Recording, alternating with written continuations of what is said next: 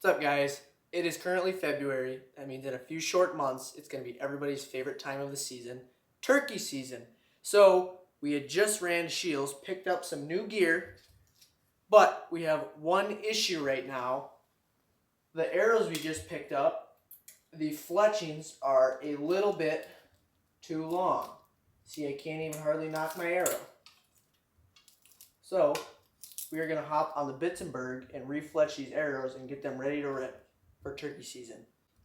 Alright, so the first step in this arrow build is going to be, we're going to remove these old fletchings. We're going to copy it. We're going to do 4 fletchings, but instead we're going to use the AAE hybrids with a crisp Be Real topography wrap.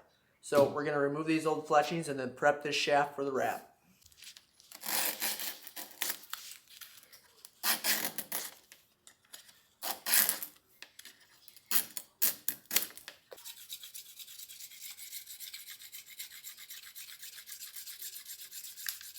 Now for prepping the shaft, after we removed all the glue and the fletchings, we're going to use this Max Clean by AAE Archery.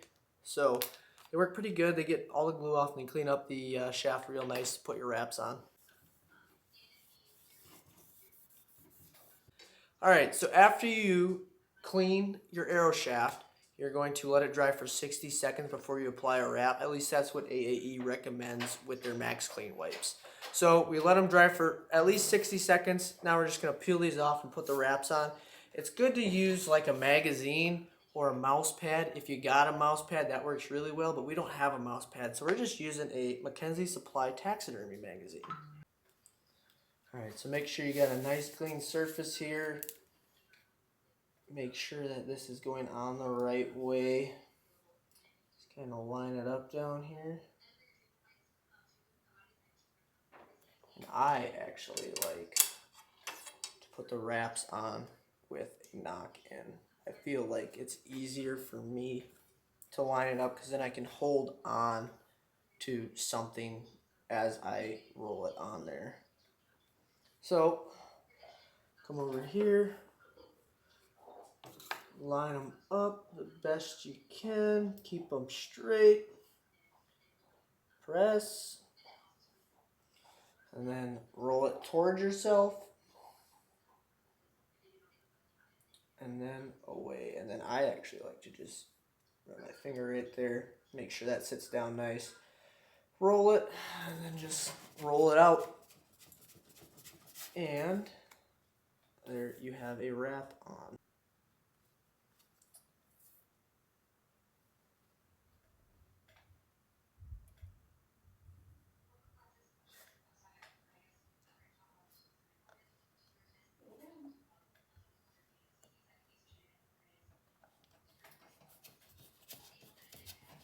So now that we have our wraps on, I like to just get a rough idea of where I want my fletching to sit, from the knock on the wrap, just so that it's not, hitting my rest by any means. And these fletchings are plenty short.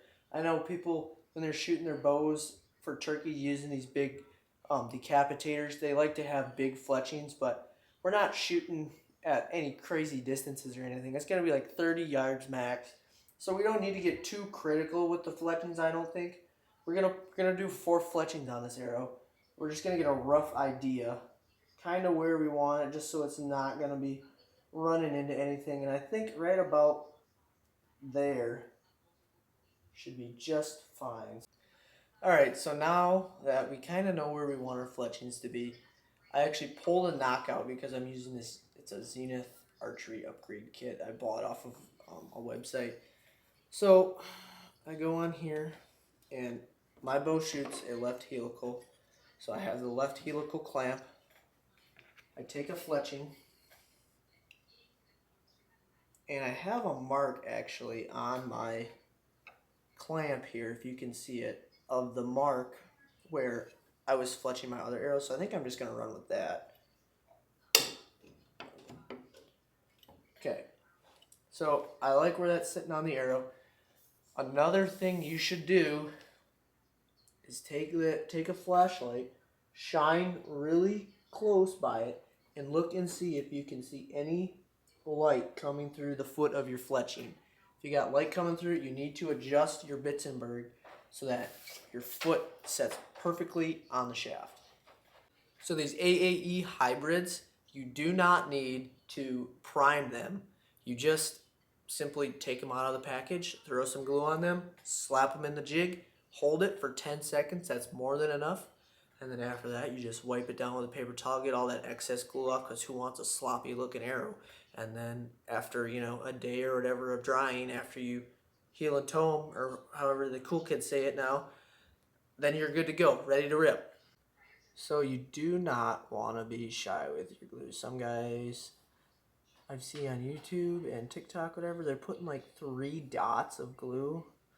There's really no reason to be shy with this. You don't want any air bubbles. You want glue the entire way down the foot. And no air bubbles, because that will create a weak spot in your vein. So I'm actually going to add a little bit more too. So like I don't know if you can see that, right there was an air bubble. So we are filling that in nice. Now, don't hesitate, because this stuff dries fast. Get it on there, slap her on, hold her for 10 seconds.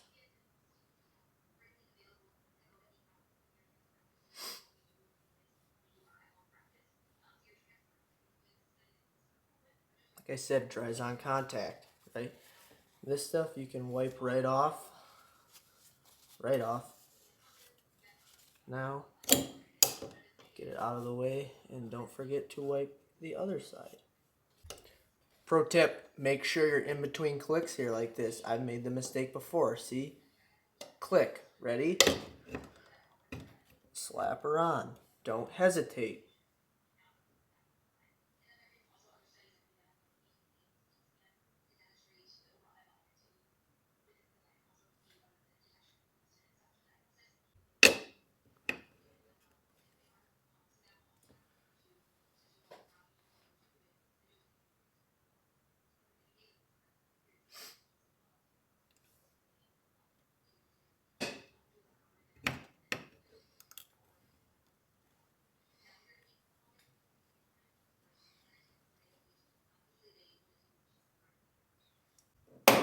Alright.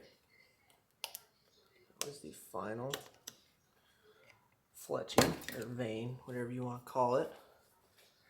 And yeah, that's what she looks like. That's what we're going to run.